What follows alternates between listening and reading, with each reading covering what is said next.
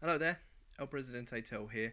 Now, I've been meaning to do a video about this on quite a while. I wanted to do sort of a video where I talk about the Arab Spring, as they're calling it in the press, and the search for democracy within the Middle East. Now, I'm not like Thunderfoot. I'm not going to pretend to be an expert on everything just because I happen to have a certain degree.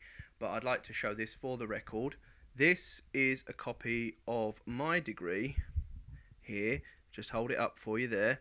If you look, Bachelor of the Arts, and the field of study was law and politics.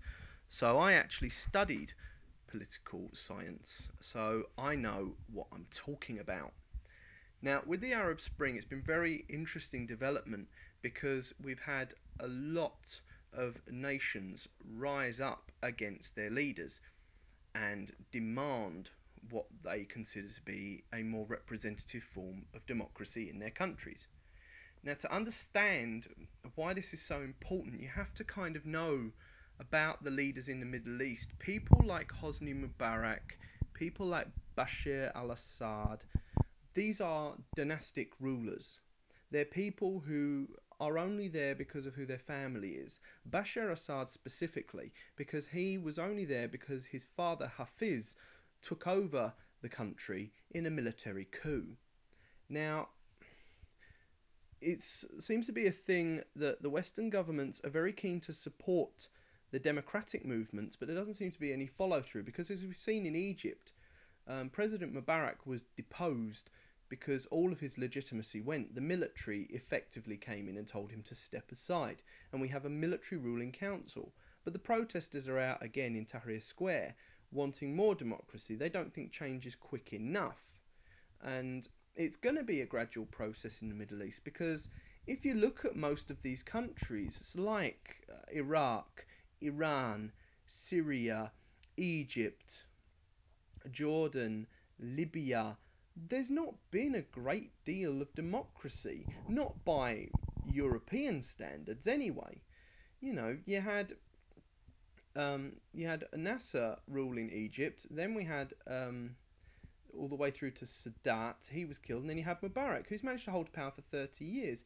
Now, that seems like a lot to us, but if you hold on to it, the average, statistically at least, the average Western leader, as in Britain, Europe, and America, rules for 4 to 8 years. Your average African leader rules for about 12. The average Middle Eastern leader rules for 20. That's quite a mind numbing figure for people to comprehend. 20 years in power. That's like 5 terms of the presidency. And what has happened is democracy has only come through very recently, and I think you could probably say the internet has a lot to do with that because it makes the world that much smaller and ideas are freely exchanged through the internet. Now, the thing that I'd like to have made the point about is that a lot of these movements have risen up naturally through the population.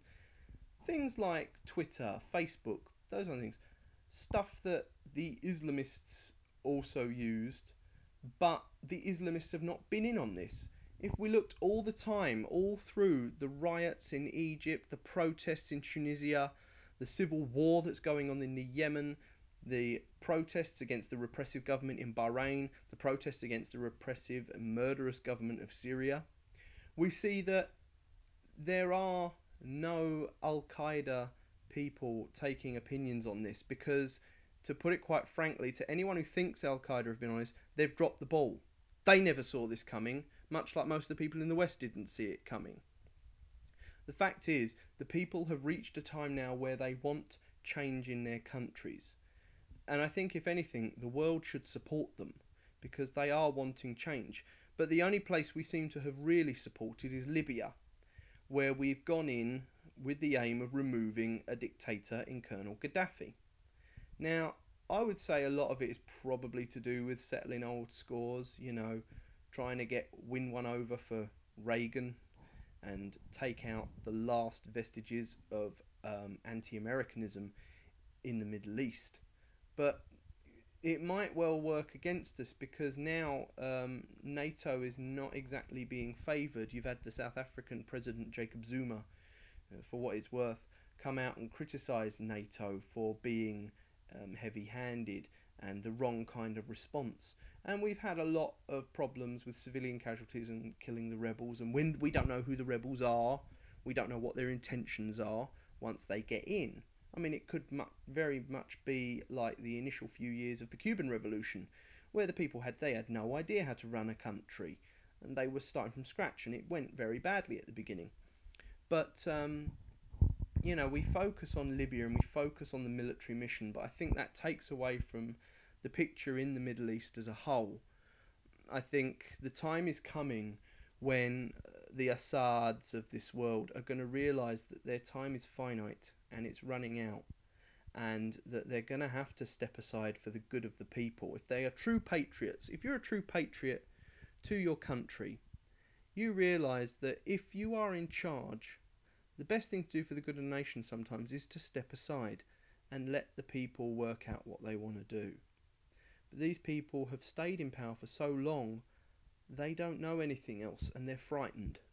They're frightened of what's going to happen, so they're reacting with violence, and it's affecting the people on the street. But I think the thing is, we need to put aside that they're Arabs, we need to put aside that they're Muslims, they're human beings who want the freedom to run their own country and to tell the world that this is them and this is how they want to live. And I think we should give them a lot more support than we have been giving them, because at the moment all that the Western governments have been giving them is nothing but mealy-mouthed promises and niceties. So I think in the future there really should be more of a concrete effort to engage, not just with the democracy protest movements, but with the people of the Middle East, and say to them, okay, we've made mistakes dealing with you in the past.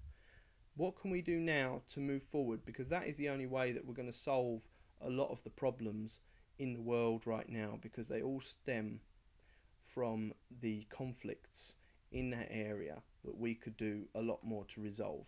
This is El Presidente Tel wishing you all love, peace and liberty.